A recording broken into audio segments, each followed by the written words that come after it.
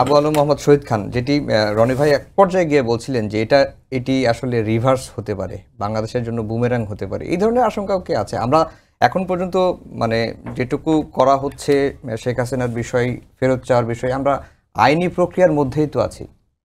না, আপনি আইনি প্রক্রিয়ার মধ্যে তো আছেনই, আপনি জিনিসটাকে একটু ফুলিয়ে ফাঁপিয়ে প্রচার করুন, মানে পলিটিক্যাল রিটোরিকের জায়গায় চলে যাচ্ছেন। রনি সাহেব যেটা বলেছেন সেটা হলো যে ভারতের কাছ থেকে বুমেরাং হবে না, বুমেরাংটা হবে যে জনগণ বিশ্বাস করতেছে যে এটা করা সম্ভব, তাকে ফেরত আনা সম্ভব। সুতরাং আপনি যখন ফেরত আনতে পারবেন না, যদি না পারেন, সম্ভাবনা সেটাই বেশি, মানে 99% সম্ভাবনা হতে পারে, 1% তো আর বলা যাবে না। 99% সম্ভাবনা হচ্ছে যে ভারত এখনকার এই অবস্থায় বা পরবর্তী কোনো অবস্থায় শেখ হাসিনাকে ফেরত দেওয়ার মধ্যে নাই, এখনও নাই, এবং ভবিষ্যতেও থাকবে না, এরকমটা ধারণা করতে পারেন। কেন ওই আইনে বলা আছে, যদি ওই রাষ্ট্র ভারত যদি মনে করে যে এটা যে মামলাগুলো হচ্ছে সবগুলোই হলো পলিটিক্যাল কারণে হয়েছে, তাহলেই তো তারা ওই কারণ দেখে বলবে যে না, রাজনৈতিক কারণে মামলা হয়েছে, এই জন্য আমি ফেরত দিব না।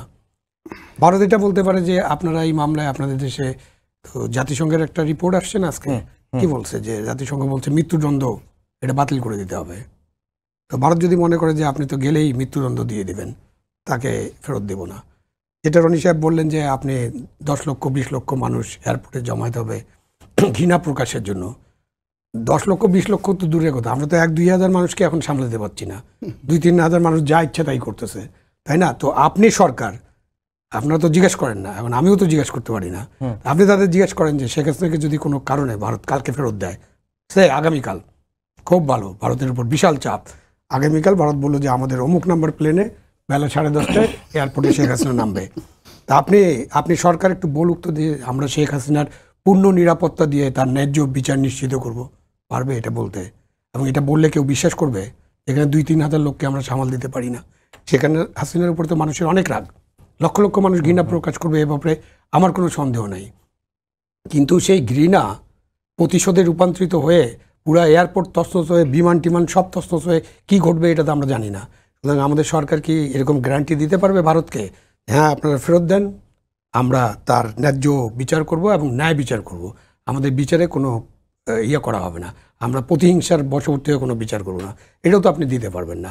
তো এটা অনেক আলাপ আলোচনা হবে। এখন যা বলছেন ওটা রিটোরিক হওয়ার কারণে এক পর্যায়ে মানুষের যে আস্থা বিশ্বাস, যেটা বলছেন যে ওই যে দিল্লি দখল করে ফেলবো, কিছুদিন আগে তো রাওয়ার কিছু রিটায়ার্ড অফিসার এরকম কি ভাষণ দিলেন না?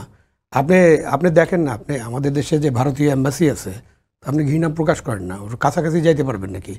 আপনি খোঁজ নেন যে ভারতীয় এম্বাসি কে পাহারা দেয়, কারা পাহারা দিচ্ছে, আপনি ওর কাছাকাছি যেতে পারবেন না। আপনি তিস্তা মার্চ করেন, অমুক মার্চ করেন, এতে কি তিস্তা মার্চ করলে পানি আসবে?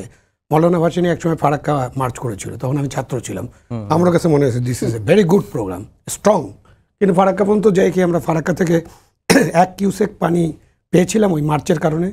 তো আমাদেরকে এখন চিন্তা করতে হবে যে আমাদের রাজনৈতিক কী কী অ্যাকশনস হবে, মানে আমরা কী কী রাজনৈতিক কর্মসূচি নিব, কী কী প্রশাসনিক কর্মসূচি নিব, কী কী রাষ্ট্রীয় কর্মসূচি নিব, এগুলো সব চিন্তা ভাবনা করে করতে হবে। সুতরাং আমরা কাগজপত্র পাঠাবো, এবং জনরোষ যেটা আছে, জনগণের যে ঘৃণা আছে, সেটা প্রশমিত করার জন্য নিশ্চয়ই আমরা একটা পদ্ধতির মধ্যে যাব। বাট আমরা যেন এমন না করি যে আমরা এমন ফুলিয়ে ফাঁপিয়ে কিছু প্রচার না করি যাতে মনে হতে পারে যে না আমরা এসব করে ফেলছি, এবং তখন না করতে পারলে, যেটা রনি সাহেব বলছেন আমি একমত, সেইটা বুমেরাং হবে, মানে সরকারের প্রতি মানুষের যে আস্থা বিশ্বাস, সেই বিশ্বাসটা চির ধরে যাবে।